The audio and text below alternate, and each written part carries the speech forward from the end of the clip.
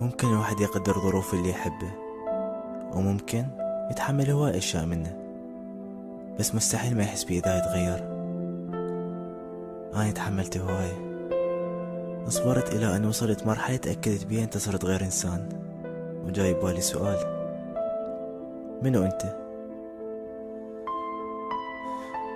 أنت مو نفس الإنسان اللي حبيته، أنت مو نفسك اللي عرفته، اللي كان يغار ويخاف علي من كل شي، اللي كان ما يقبل أنام وأنا زعلان منه، اللي ما يتحمل يوم ما يسمع بي صوتي، الشخص اللي كان يهتم بي أكثر من كل شي بهالدنيا. معقول هسه صار آخر اهتماماته؟ احنا واي مرينا بظروف وشغلات أذتنا وكفت ضدنا، قدرنا نتخطاها سوي ورجعنا أحسن من قبل. زين شنو يتغير هسه؟ ممكن أتحمل أي شي، ابتعد عني، ازعل، كل شي سوي، بس لا تتغير. هالشي يذبحني.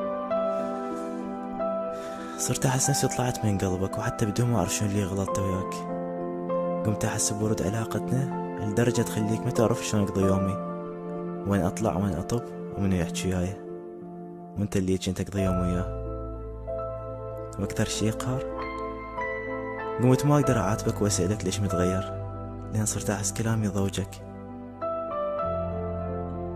وين اللي كنت أحبه؟ وين اللي كان يقولي أنت أحلى شي بحياتي؟ تقدر ترجع لي؟ أنا ميت بدونه.